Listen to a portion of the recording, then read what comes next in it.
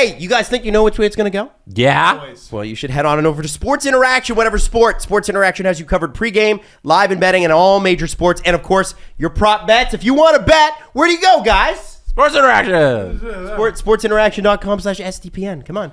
19 plus, please play responsibly. So I want to talk about a few things with the Vancouver game last night, starting with this. Not the punch. We'll talk about the punch in a second. Yeah. Oliver Ekman-Larsson's a healthy scratch last night for the first time in his entire career. Oh, wow. Okay. How do we feel about that? Yeah, he's not good. Mm-hmm. Is what it is. It's not Bruce Boudreau's responsibility to sign Oliver Ekman-Larsson's paychecks. I mean, I feel bad for Oliver Ekman-Larsson in a way. I mean, at the end of the day, his check still arrives. Mm-hmm. But you're now on this team, very obviously an albatross, and no one there is actually responsible for you being there, except for the owner, and you're not going to say anything to him. That is rough. Jim Rutherford is not responsible for Oliver Ekman-Larsson being there. Patrick Allvin is not responsible for him being there. Bruce Boudreau is not responsible for him being there. And he's a massive boat anchor on the team. Like, a few years ago, remember we talked about the summer of Ekman-Larsson is available. And if you don't get him, you can get Drew Doughty. And if you don't get him, you can get Erik Karlsson. And boy, have all of their careers gone in wildly different directions. Karlsson is having a resurgence. Doughty's on a top 10 team with a negative goal differential and has been for months. I don't get it. And Ekman-Larsson probably shouldn't be in the NHL. And if he should be in the NHL, he should be making close to league. That's what I want to ask. Sorry, Jesse, go ahead. No, not being in the NHL is a little far. He's probably just not playing in the right role. It's not like Vancouver's good. Yeah. So, and I know they tried to, they mounted a comeback against Tampa a little bit last night, which is making great. Justin Hall money. But like, is when you get scratched, it almost sends the message like you're not good enough to play for this team, and you have to be not great by NHL standards to not be good enough to play for the Vancouver Canucks. Yeah. Like, are you talking he is not an NHL player even by Canucks standards? Maybe you're just not good enough to be in the lineup every game. Maybe it's that contract goes till 2027. You know that. Oh yeah. Maybe it's a healthy scratch where he's like he's 85%. You know what I mean? Which I think is just the general operation of any NHL player at any given point. Listen, what have the Canucks learned this season? That they should just keep doing the same thing? No, it's good to see them try something new. And they lost to Tampa, yeah, but gave them a run for their money at very least. Dude, he can't be on the Canucks anymore for them to be successful. He can't. And Bruce Boudreau has there's no motivation here for him to be nice to any of these players. Like he has to do what's honest here and what he thinks is going to win any game. He's coaching for his next coaching job. I don't know if we're going to get to this as well, the Rick Tocchet stuff. If you want to. Yeah, because Elliott reported that they're talking to Rick Tocchet about bringing him in as a coach. So, like an assistant coach or the head coach? No, letting go of Bruce and bringing in Rick Tocchet. That's very public. Maybe the third coach in less than 3 years will fix a complete... The roster shouldn't be... Mm-hmm. Listen, you have two guys committed to next year, totaling nearly $14 million in Tyler Myers and Oliver Ekman-Larsson. And are they good enough to be... I was looking at the wrong guy. It's over $13 million, though. Are either of them... You can make the argument neither of them are NHL defensemen. Tyler Myers definitely isn't. So, if a good team couldn't have those guys at that skill level to 5'6". Forget the money. You probably... Someone in the NHL is probably going to take OEL for his experience and Myers maybe for his experience, and you play them in very specific roles. There are players in this league who just play too much. And maybe that's what's happening with OEL and Myers. Like you said, you put them in a 5'6" role on. I'm fairly confident Tampa can make something of them. Oh, yeah, because Tampa's got a system. Well, and they also are like, hey, how about you don't play every goddamn shift or in every situation? We'll protect you. Oh, man. It's bad. So it's real bad. There's a couple of things with the Rick Tocchet stuff and the rumors of them bringing him in. One was that Jim Rutherford and Patrick Allvin, Bruce Boudreau came in really around the same time as them. It wasn't their guy necessarily that they brought in to for the head coach of the Vancouver Canucks. So they want to get their own guy in there. And two, when was the last time we had rumors of a new head coach hiring when the guy's already in place?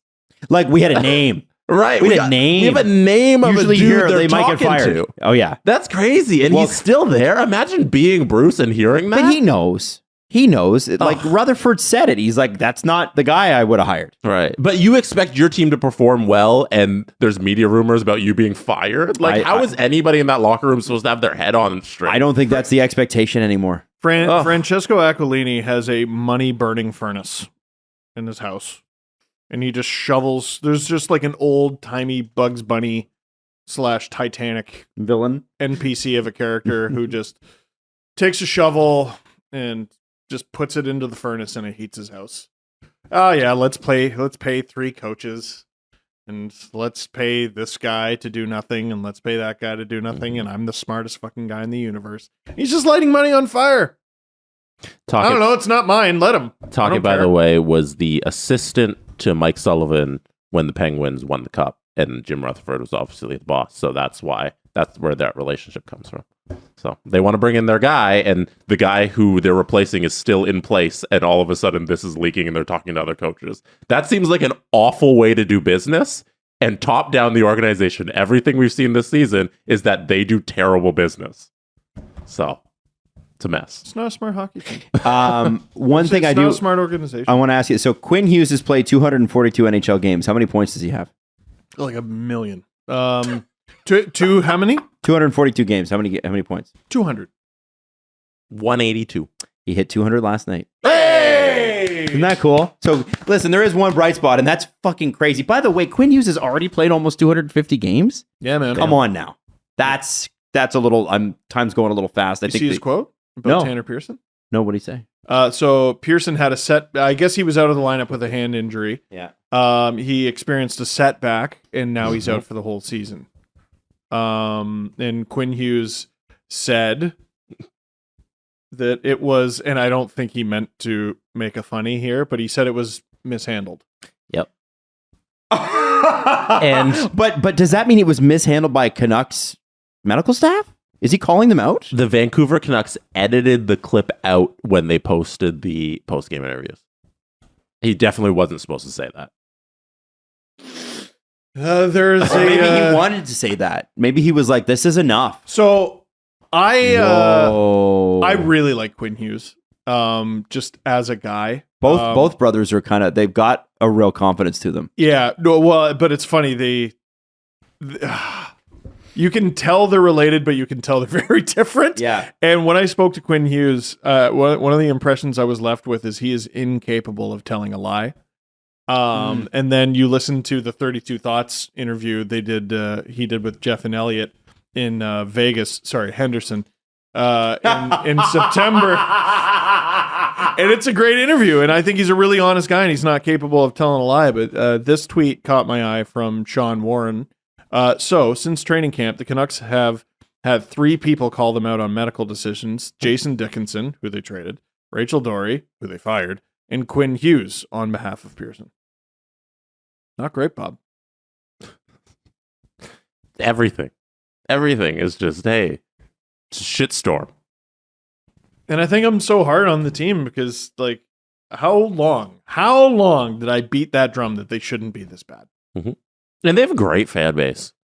Great Vancouver fan Canucks base. fans are so passionate. And They honest. love that team. Deadly honest. No Yeah. one's harder on the Canucks than Canucks Twitter right now. No. Mm-hmm. Nobody. Yeah, No. they get it. They're very smart hockey fans. It's just Maybe the building with the most tension in the league. Honestly. you're paying to see a tire fire at this point. You're paying to see disaster. Yeah, but they you're- still like, show up to every game hoping they win. Well, but the Leafs, the same thing happened with the Leafs at the end of the Horacek year. Remember that? Where, like, you actually, first off, they stopped selling out, which was the first time that had happened in 20 years. They stopped selling out games. You could buy tickets outside of a Leafs game.